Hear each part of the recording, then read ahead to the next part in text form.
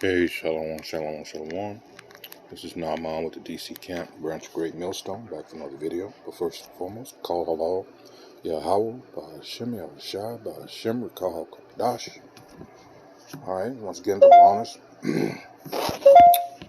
Alright, go to the apostles, bishops, and elders of Great Millstone who rule well. Salutations also go out to the fellow Akim that are out there on the highways and byways, pushing the truth across the four corners of this earth. Alright. Hey, time grows short, as we always say, well, as the scriptures say. Alright. And for those of us, including a lot of you out there, that see these prophecies coming about, we know this is not playtime. Playtime has been over. Alright. But anyway, this is going to be a video that, because it's going to focus on, since this what's remaining of so-called Black History Month, you should have asked yourself, well, what's wrong with this picture?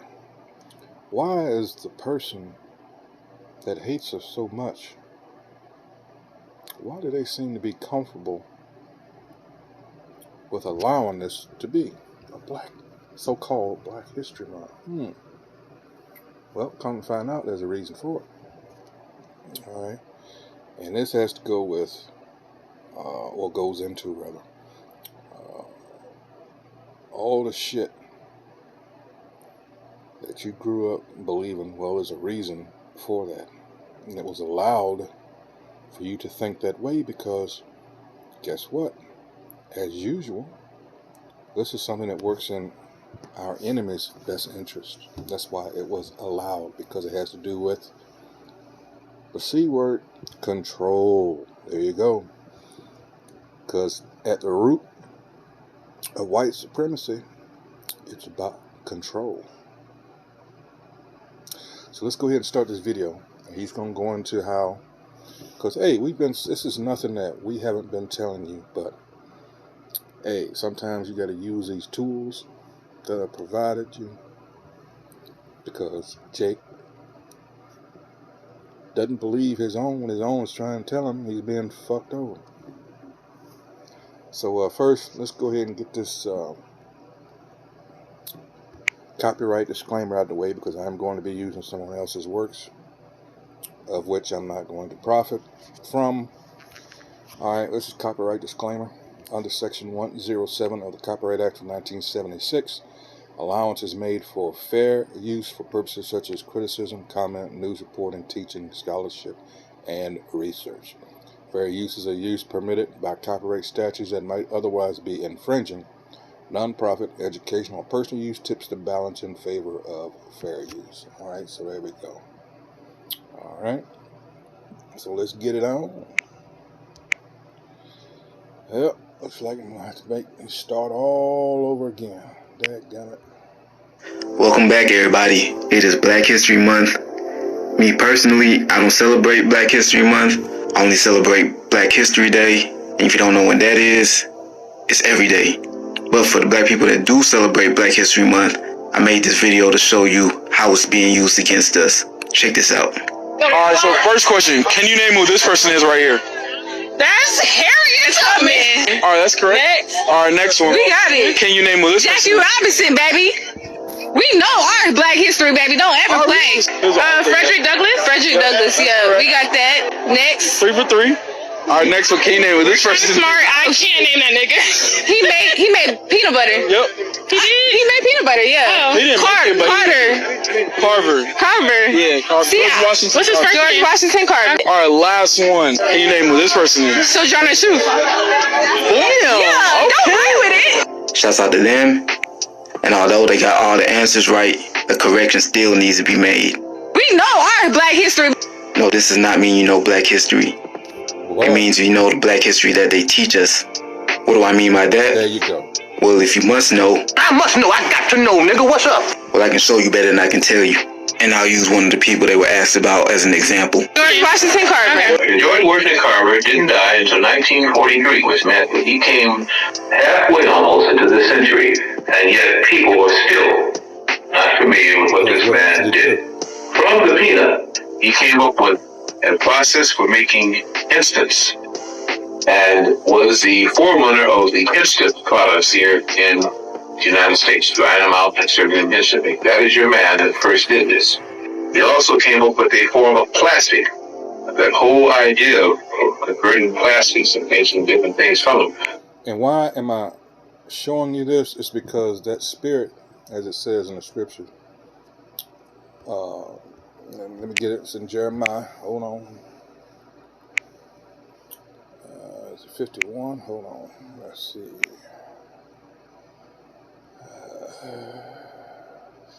This is Jeremiah 51:19. The portion of Jacob is not like them, for he is the former of all things, and Israel is the rod of his inheritance. The Most High Yahweh, the Lord of hosts, is his name. All right. So that's why you have a lot of, God dang it, I got to start all over again, Salaki. All right. It keeps doing that. Welcome back, everybody. It is Black History Month. Forerunner of this. They also came up with a form of plastic. That whole idea of converting plastics and making different things from them was granted by Dr. George Washington Carver. And the last one you must remember, because people will seem to have forgotten this. During World War II, the United States had a rubber shortage. Again, because the islands that were held by Japan would not let rubber loose to the United States war effort. Anything that was using rubber, mainly for tires, there was a lack of it. And the United States war effort was grinding to a halt. They were becoming very frightened because once the tires would wear out that they had, they couldn't retread them because they could not get rubber. George Washington Carver invented synthetic rubber. This man invented a process for creating instant food. He was the first person to use plastic to make various products, and he was instrumental in helping the U.S. win World War II. These are 3 lifetime achievements by one man, and these aren't even all the achievements. We hear about him every Black History Month. There's schools and libraries named after him. We always hear about him, but we never get any context. We never know why he's so important. All we know him for is Peanut butter. Yep. He made peanut butter, yeah. So why do we learn about him without knowing any of the context? Well, they don't want us knowing that we're capable of doing such things. Because if we do, we might get the bright idea of creating our own stuff, our own systems, our own communities, our own civilization without them. And to get a better understanding of this, let's look at the man that created what will become Black History Month. Meet Carter G. Woodson. And trust me, his history is just as important as the history he fought to preserve. Carter G. Woodson, I have to give some of my strongest support and respect for. He started by publishing real Black history books. And let's just say that not everybody was happy about it. That's why when Carter G. began to initiate things that whites wouldn't fund, he broke the line. He broke the line that said a nigga don't do nothing unless a white man say okay. White educators pushed back. There you go. So that's why it's at the very beginning, I had said, well, why would they be comfortable in letting this information out unless in some way it served a purpose other than what we were led to believe? All right. But even before these people that are being mentioned, these scriptures, everything's in these scriptures. And that's why we're out there on the highways and byways trying to wake our people up as to who they are and to who the Most High Yahweh and his son Yahweh Shai, who they are in relation to us. All right. Well, that is very, very important, more important than this. All right. Refusing to change their curriculums. Libraries refused to carry his books. And Black teachers who used his material. Like, you think he's mad because he doesn't want you to know about, the accomplishments that you're actually responsible for. What about who you really are? How much more so? Yeah, how about that? Reals were threatened with losing their jobs. He knew firsthand how Black history was erased, ignored, and rewritten by those in power. Not only did he say he wished that these Negroes didn't kiss the ass of the whites to get the grant money, because when it came to him, they expected him to kiss the ass because the others had kissed the ass. And he found it was hard, and he got, say, $25,000 from the Carnegie Foundation. He got $37,000 from the Laura Spelman Fund. He got $25,000 from the Rockefeller Foundation. But as soon as he didn't do what they asked him to do, or as soon as they kept telling him, well, we need you to merge your research with that of Robert Moulton at Tuskegee.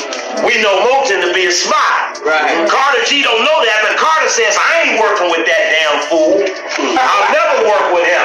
And he lost a grant, big $25,000, not to work with Moulton. We know Moulton a spy. He didn't know. He just watched Moulton. And they told Carter G, we won't give you money unless you work with a Negro. Hold on, let me look at something real quick and put you on pause. All right, I'm back. I had to look up something real quick, but let's continue with this. $1,000 from the Laura Spelman Fund. He got $25,000 from the Rockefeller Foundation. But as soon as he didn't do what they asked him to do, or as soon as they kept telling him, well, we need you to merge your research with that of Robert Moulton at Tuskegee. We know Moulton to be a spy. Right. Carter G don't know that, but Carter says, I ain't working with that damn fool. I'll never work with him. And he lost a grant, big $25,000, not to work with Moulton. We know Moulton. Now let's look that up because I couldn't find the year that happened. But this one here, that gives you the history. Carter G wasn't in the road to so-called African American History Month. All right, gives you his background. You can also look at Wikipedia. But this one here I found interesting because it says, today we look at African American history in the midst of the triple crisis all people faced. You know, this is a few years ago in that event that's list, you see right there in the C, So it says Carter G. Woodson, a pioneer student of American history, so-called African American history, started this concept of a Negro History Week in 1926 when Coolidge was president and the KKK was still a major force. Why? Because as a result of what happened during the Wilson, and that's Woodrow Wilson, that piece of shit, and him allowing the screening of Birth of a Nation in the White House. All right, and that sparked the resurgence of the KKK. And it was during this era here that, they had some incidents go on within that organization that brought it down during the same time period, 1925, 1926. So as it goes on to say, at the time, what historians could later call the tragic legend of slavery and Reconstruction was taught in U.S. schools. And this dominant view, Abraham Lincoln's Emancipation Proclamation, had ended slavery. Actually, no, it didn't. That's a whole nother video, but we know that was a joke. In fact, that very concept was borrowed from a Union general who had proposed the same thing before Lincoln, and it was struck down by Lincoln, and then he, might as well call it what it is, stole that concept. And at the time that this happened, he didn't have control over the whole nation. This was during the war, right? So that's what you have to remember. Even other politicians during that time, within the Senate, laughed at the idea because it was just that. It was funny. All right, it says the Southern whites were victims of corrupt and extremist politicians using violent, savage blacks after the Civil War to gain wealth and power. The KKK had risen to defend and redeem the oppressed white South, as President Woodrow Wilson, told you, had said years before in both his writing on U.S. history and his praise for Birth of a Nation. The enormously popular film glorifying the first Klan of the Reconstruction period, which actually happened in the 1870s. All right, And it says a few years earlier, the new mass Klan had launched a march on Washington without any criticism from President Calvin Coolidge, all right, who left D.C. so as not to take any position on the Klan. How about that? When the Lincoln Memorial was dedicated, and this is important because it's for those that revere Abraham Lincoln, like you were taught in school, right? It says, when the Lincoln Memorial was dedicated in 1922, organizers of the ceremony initially planned to ignore slavery and the Emancipation Proclamation and stressed both Lincoln's defense of the Union and his sympathetic views toward the Southern states, a position supported by Lincoln's surviving son, Robert Todd Lincoln. It took protest, hey, what's new about that, to compel the committee to invite prominent African Americans to the ceremony and to permit one major African American speaker. Why hold an event such as that and not see the hate that these people, man, what else can you say? Woodrow himself, a member of W.E.B. Du Bois' generation, was a remarkable individual born in Virginia in 1875 as Reconstruction was ending in the defeat of those who fought to democratize the former Confederate slave states. Woodson was the son of former slaves who had aided General Grant's army as they advanced against Robert E. Lee's retreating army of Northern Virginia in the final phase of the Civil War. Something else that royally pissed a lot of them folks off. All right. Woodson's family moved to pro-Union West Virginia, created as a separate state after the war when he was a boy. All right. Blah, blah, blah. You can read the rest of this. I'll put it in the description box, the link to it. All right. Let's see. Woodson dedicated his life to the creation of what the early 20th century writer Van Wyck Brooks called a usable past for both African Americans and European Americans. Through his work, Woodson sought to reject both the crude racist distortions and general omission of African Americans, which dominated the broader narrative of U.S. history. And this is what they want. Yet again, it actually never stopped. Because we're that pest, that thorn in their side. God damn it, if it wasn't for this, so they constantly are trying to find any excuse they can to just, let's not include these people's history and none of that, because we continually bring this out. Habakkuk 2nd chapter, all right? Because it's shameful spewing on their glory, as Habakkuk 2:16 tells you. They can't get away. We are that burdensome. Hold on, let me get it. We are this, all right? And we're talking about not those assholes, those pretenders that are over there in our land. Let's see. I just lost my train of thought. Oh, here we go. Zechariah. Yeah, I think it's 12. Hold on. It says the Lord will give salvation. All right. I'll start at the top. The burden of the word of the Most High Yahweh, the Lord for Israel, saith the Most High Yahweh, which stretcheth forth the heavens and layeth the foundation of the earth, and formeth the spirit of man within him. Behold, I will make Jerusalem a cup of trembling unto all the people round about, when they shall be in the siege both against Judah and against Jerusalem. Here's my point, verse 3.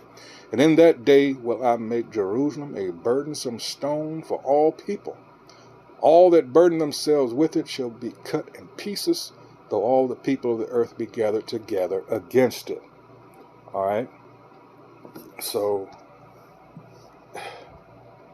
it's amazing that everybody's concerned with, and some it's out of ignorance, but a lot of it, people know that those people, especially nowadays, those aren't or never were the actual Israelites. They call themselves, and that's another thing they do. They're highly deceptive. They play these little word games. Israeli has nothing to do with Israelite. All right. So blah, blah, blah. In 26, he established Negro History Week. Now, he had mentioned Moton, right, who was the president of Tuskegee Institute, and that he was basically a sellout, all right? And I'm just going to go because I could not find, let's see,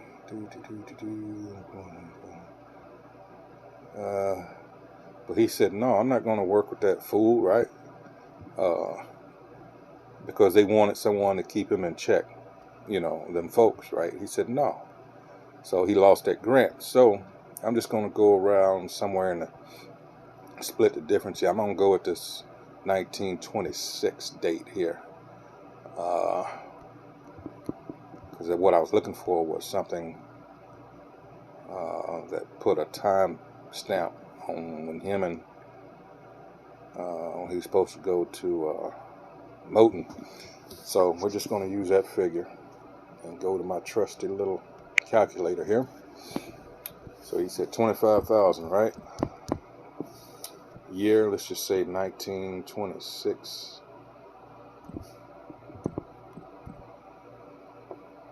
Oh, let's see. So let's compute.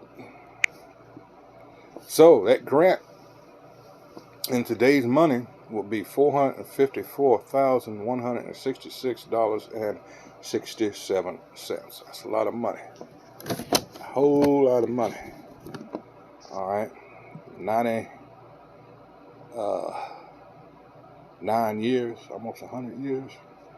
Yeah. So let's go back to the video. These people are pissed. All right. You see they have little ways of holding Jake. Welcome back, everybody. It is. Gotta keep in check. Moulton to be a spy. Work with Moulton. We know Moulton a spy. He didn't know. He just watched Moulton. And they told Carter G, we won't give you money unless you work with a Negro who we approve of.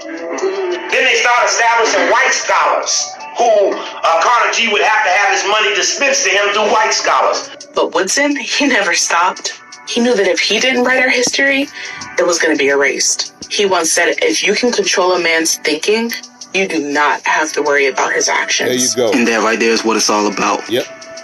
Controlling our thoughts to control our actions. And that's how they use Black History Month and Black history as a whole to shape our worldview. And the best example of this is the most renowned Black History Month honoree, Dr. Martin Luther King. Now don't get me wrong, we definitely should learn about MLK. The problem is, we only learn about him and others like him that fought to integrate into the system. Yes. Because they want us to believe that the best route, the only route to go, is to fight to integrate into their system where they have all the power, as opposed to doing for self and creating our own. That's why we learn so much about the Black integrationists and very little about Black leaders who wanted us to take a different approach. The Black people in this country have been like a misfit white married to the white man here who hasn't treated us right. And today, since we have given up all hope of him ever changing, we want a divorce. But again, before MLK, before Malcolm X, what did the scriptures tell you? Nothing would work. The curses in Deuteronomy tell you because of what we did, we in effect turned our backs on Yahweh while Yahweh Shai. And as a result, those curses were put on us. And it told you, all right, the last verse 68, about us being brought over here in ships. All right, it tells you no one will be able to buy us, i.e. redeem us. But who? Yahweh Shai.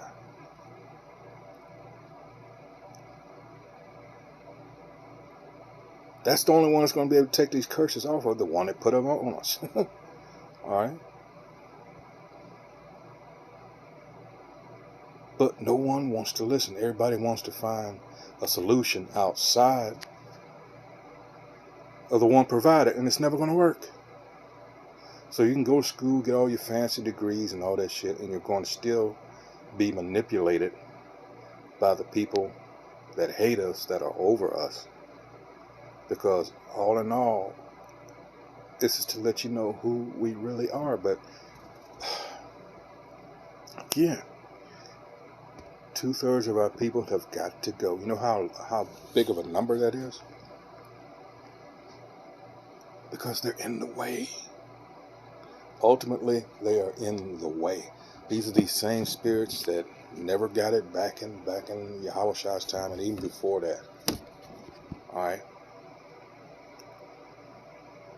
Because reincarnation is real. But now we're in the time, and this devil knows it. He knows, like it says in Revelation 12:12, he knows they have but a short time. That's why you're seeing all this, with the Mango Mussolini, Donald Trump, and Phony Stark, aka Elon Musk. Alright, this is why you're seeing what you're seeing, how it's being played out. Alright, continuing on. We want a complete separation, but we want a property settlement. I've always asked, has the integration helped to harm the black community? I think it harmed. Knocked the black folks' brains out. Black folk had up 100 times more before social integration hit. When I was a kid, see, we had something. We didn't have the resources we needed as much as we needed, but we had something. We had communities. We had communities all over America. I grew up in Winston-Salem, North Carolina, and we weren't looking for this social integration. You know why? Because we had our own businesses there. We had our own. Because I often refer to him sometimes, Dr. Anderson. And while I can get it, hold on.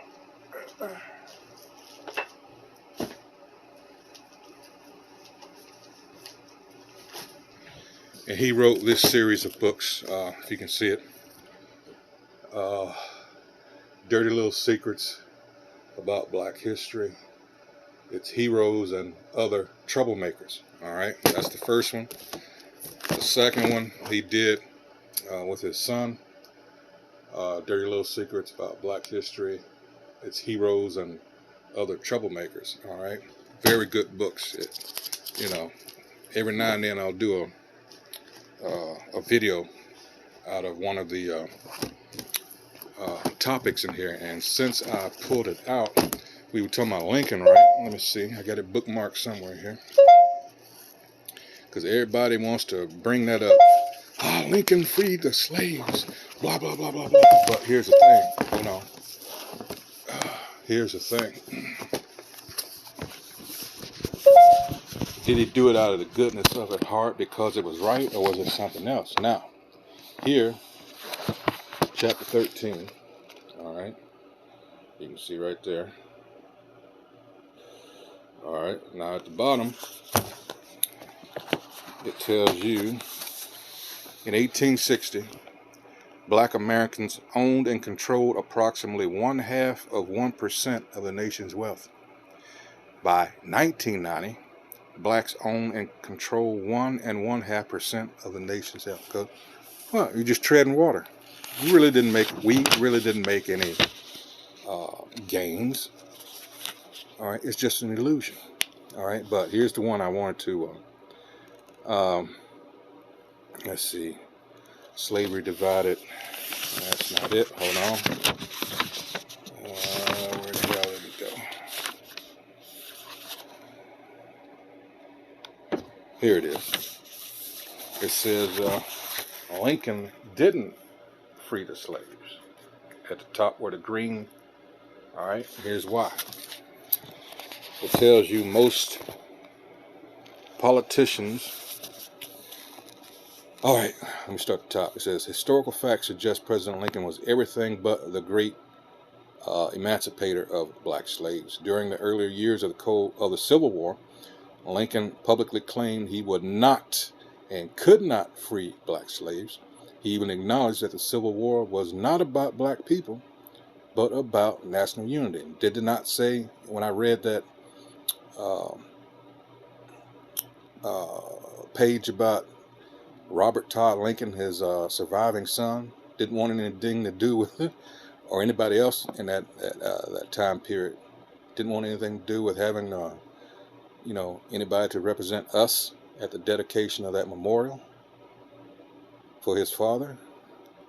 Lincoln was not passive in his support of slavery, even when Union commanders issued orders freeing slaves in captured Confederate territory. Lincoln blocked such orders at least twice. See what I told you? All right. Lincoln's position was strengthened by the U.S. Congress in 1861 when it passed and referred to the states in an amendment to the Constitution that guaranteed that Congress could never abolish black slavery in America. Few Northern politicians had any interest in freeing black slaves. Few Northern, for you people that keep believing that bullshit about the North. It says few Northern politicians had any interest in freeing black slaves. They were concerned about breaking the wealth and political power base of the South. Now here's the part that's in green. It says most politicians knew that Lincoln's Emancipation Proclamation was a sham. Lincoln was president of the Union only. He could not and did not free the slaves. The Emancipation Proclamation spoke gloriously about freeing slaves in the Deep South, over which the Union had no authority yet. All right, it says it ignored blacks in the border states over which Lincoln did have authority. The attitude of Lincoln and his administration was succinctly put in Lincoln's letter of December 22, 1860, to Alexander Stephens, soon to become Vice President of the Confederacy. Do the people of the South really entertain fears that a Republican administration would, directly or indirectly, interfere with a slave or with them about the slaves? If they do, I wish to assure you, as once a friend and still, I hope, not an enemy, that there is no more danger in this respect than it was in the days of George Washington. Even the British press regarded the Emancipation Proclamation as sheer hypocrisy. The Times of London sarcastically remarked that Lincoln considered himself a sort of moral American Pope. Where he has no power, Mr. Lincoln will set the Negroes free. Where he retains power, he will consider them as slaves. Lincoln died holding the same views about blacks that he held firmly throughout his public life. Next page at the top, it says the great emancipator's sick joke, which is Abraham Lincoln, right? There is an old adage that whatever a man jokes about is what he truly feels in his heart. If there is any truth in the saying, it speaks poorly for President Abraham Lincoln. After Elijah Lovejoy, an anti-slavery editor, had been killed by pro-slavery forces, Lincoln made a joke out of his death. In a speech in Worcester, Massachusetts, he said, "I have heard you have abolitionists here. We have a few in Illinois, and we shot one the other day." The crowd roared with laughter. But on the serious side, many of Lincoln's formal statements revealed he held no love for blacks, free or enslaved. So there you go. And that's from the first one, Dirty Little Secrets, about slavery, or about black history, rather. Its heroes and other troublemakers. All right. Yeah.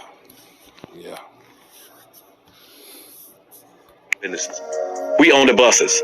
When all of a sudden, you all start talking about Rosa Parks and Martin Luther King going down to Alabama, want to integrate the bus lines. Integrate whose bus lines? White bus lines. What they want? They didn't want to own and control and get the resources. Was set up. They just want to sit on the front of it. And we're saying we also had our own cab companies, we had our own restaurants, we had our own hotels, we had our own school systems. My dad was a principal of one of those schools. My grandfather was a principal of one of those schools, and I know what they wanted. I never heard my dad say that he wanted to break up the community and close the school. But yeah, all we learn about is how we fought to integrate.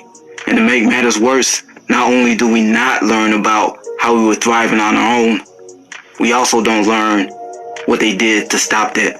I went to middle school on Greenwood Avenue, and so when I got to the University of Oklahoma in 1997, sitting in an African American Studies class, and the professor is talking about this place called Black Wall Street and all of the wonderful things and the businesses and the wealth.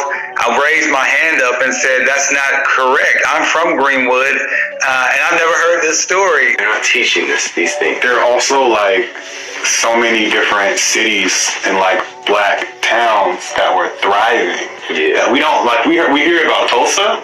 Yeah. But there are so many more. This is Lake Lanier. It's a lake in Forsyth County, Georgia, where people go swimming and boating and fishing and do a bunch of other lakey things. But before it was Lake Lanier, it was a town called Oscarville, Georgia. A mob of white men terrorized, drove out, or killed all the black people in the surrounding area. And they did that until the entire black community of Oscarville disappeared. Ever heard of Collegia, Alabama? It was once a thriving black community with a black college, the first black railroad, and literally hundreds of family homes. Today, it's Lake Martin.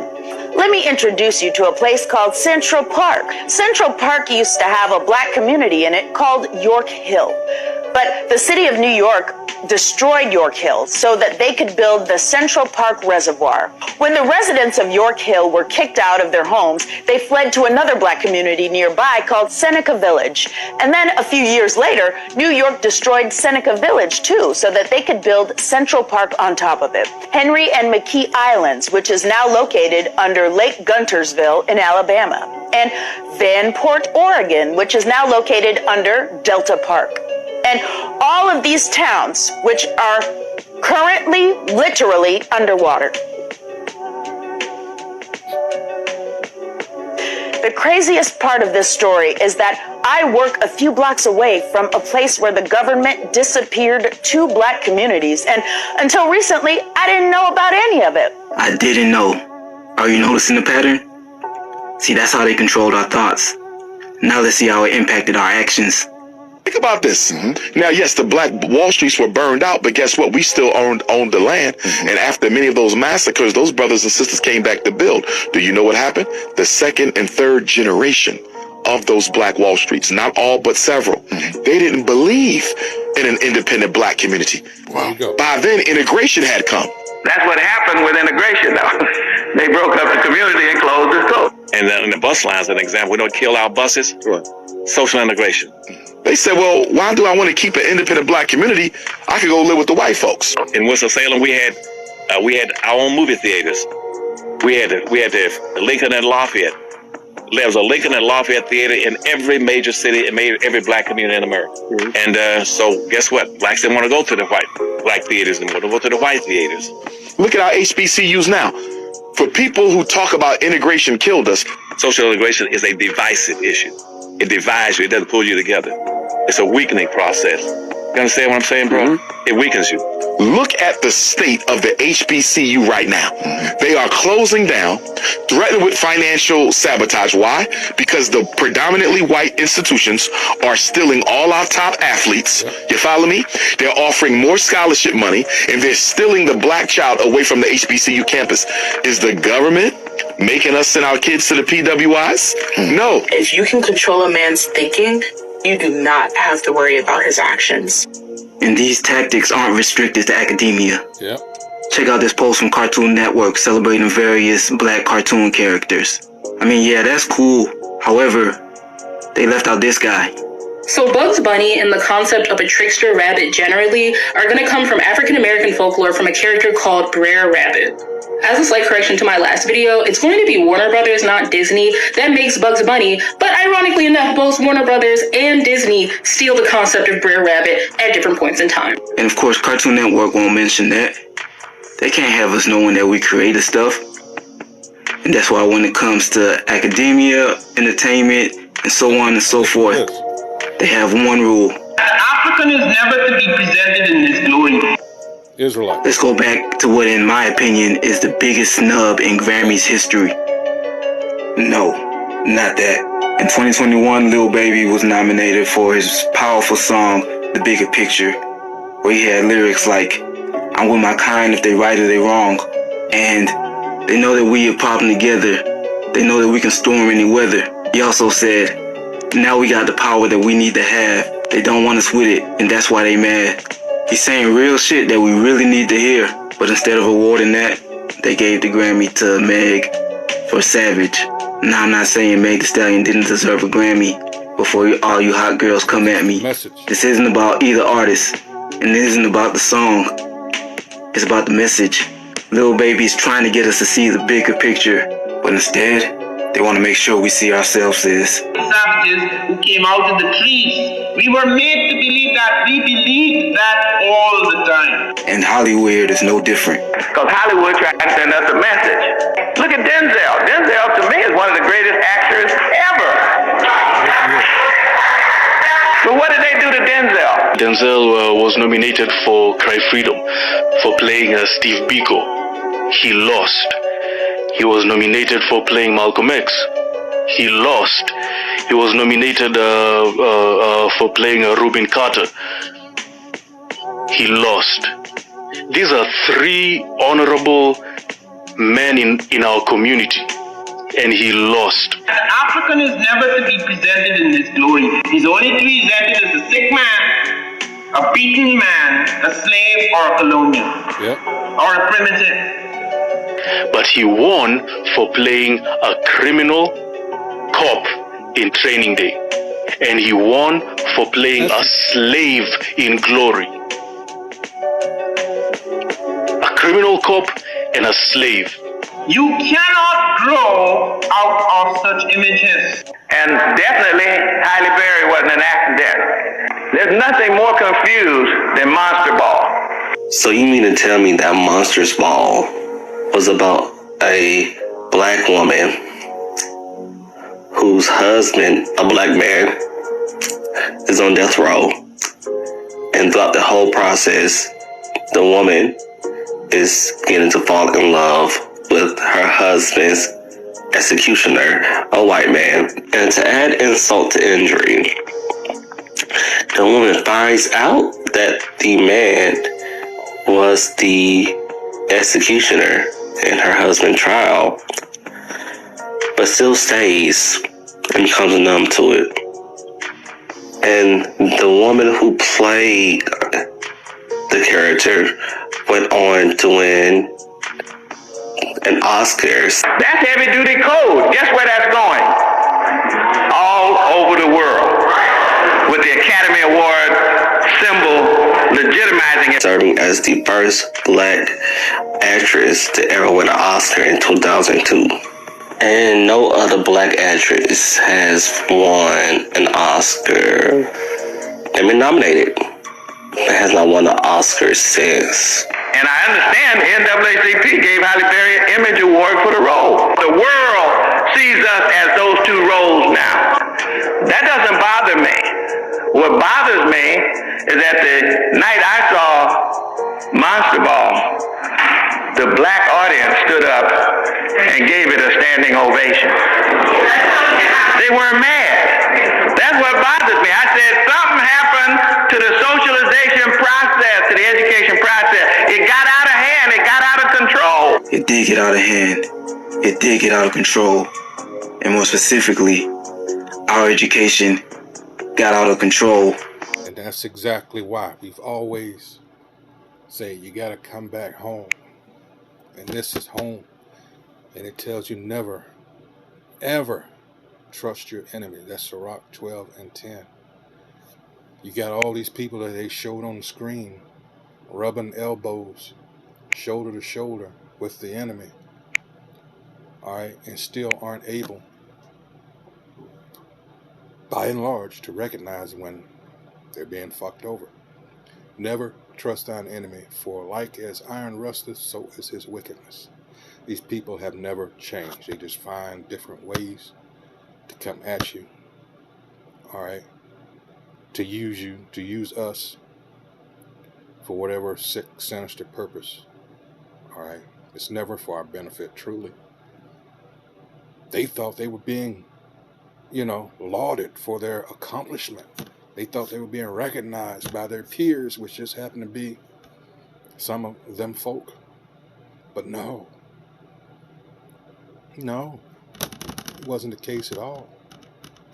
All right. Though he humbled himself, yeah, that's right, Robert. Yeah, you got it, man.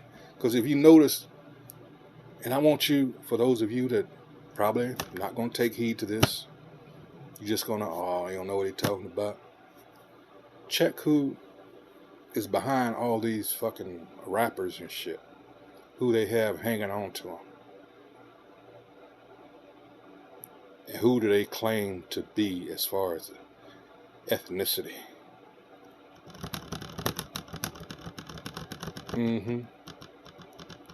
Yet take good heed and beware of him, and thou shalt be unto him as if thou hadst wiped a looking glass, and thou shalt know that his rust hath not been altogether wiped away. Set him not by thee, lest when he hath overthrown thee, he stand up in thy place. Neither let him sit at thy right hand, lest he seek to take thy seat, and thou at the last remember my words, and be pricked therewith. It's too late. Think about Diddy and all these other celebrities amongst Jake, that later on they get bitten because they did not heed the warning, didn't pay attention to the signs. Alright? Who will pity a charmer? You've been warned not to deal with the snake. Who will pity a charmer that is bitten with a serpent, or any such as come nigh wild beast? So one that goeth to a sinner and is defiled with him in his sins, who will pity? We've learned about all these sick, twisted parties that they had, and people fleeing the country when the list came out. But you notice you're finding out far more about the Diddy list than you did the Epstein. Yeah.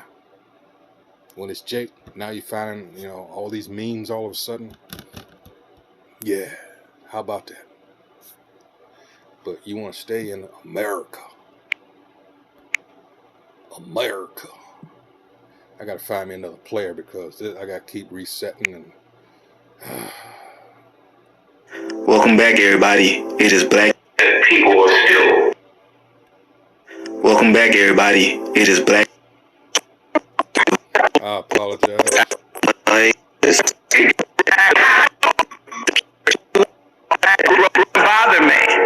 What bothers me is that the night I saw Monster Ball, the black audience stood up and gave it a standing ovation. They weren't mad. That's what bothers me. I said something happened to the socialization process, to the education process. It got out of hand. It got out of control. It did get out of hand. It did get out of control. And more specifically, our education got out of control when it got out of our hands. My dad was a Black Panther, but, when Disney makes Black Panther, now when you look it up, you don't see my dad protecting his neighborhood. You see this character that's made for Black people to idolize that was designed by a white person and put out by a white company. So it's controlling the narrative to say, we're going to show you Harriet Tubman, we're not going to show you Nat Turner. And they do it every chance they get. Maleficent, they called her race of people the Moors. And the Moors are, and I just saw it again. I was just like, yo, if you erase our history, most Black people, we think we came from slaves. We don't know our bloodline. And we're given Black History Month and we take that like it's some gift to us. No, it's a programming to us. Because also what they show in Black History Month is us getting hosed down, reminding us that we were slaves. Like, what if we had, remember when I cheated on you month? Remember when you first found the text messages? How does that make you feel? It makes you feel depleted and defeated. You cannot grow out of such images. And that's why it's imperative that we no longer rely on our oppressors to educate our children and tell our story. Because the truth is important. Why do white people pay so much attention to Black people if they don't like them? They're in every TV commercial. They get more privileges to come into society. They come into every college on preferential with lower test scores. You can't ever say anything negative. You can lose your job. You'll have your entire life obliterated if you say something racist. And yet we have to hear about how racist we are. How about you take responsibility for your own actions instead of blaming the white man? That's not racist. That's noticing. You would think if you didn't like something, why would you be paying attention to it? I don't pay attention to things I don't like. What's the answer? The answer is the liar knows what lie he told. And so some of what I believe has contributed to the downfall of some of these communities has nothing to do with white people. You see what I'm saying? So even if I made it deceitful and I made you think that the answer is over here, but the answer is really over here, I'm still gonna be looking over here. Me, the one that tricked, because I know this is the right answer. The truth is very important. Black people who were brought to this country were stripped of their names, language, culture, religion, God, and taken totally away from the history of themselves. Black people have lost their identity, but our oppressors have not lost our identity. Don't you realize that when you turn a people upside down and inside out, then sell them not for a day, not for a year, but for 300 years? No matter how negative it is imperative that you learn the truth. And deny us the human right to know, to read a book, to learn, to understand. They conquer you, they colonize you, they enslave you, they simply make your history disappear. And then, after 300 years of that, you allow us into the church, but by that time, you've painted Jesus white, God white, the angels white.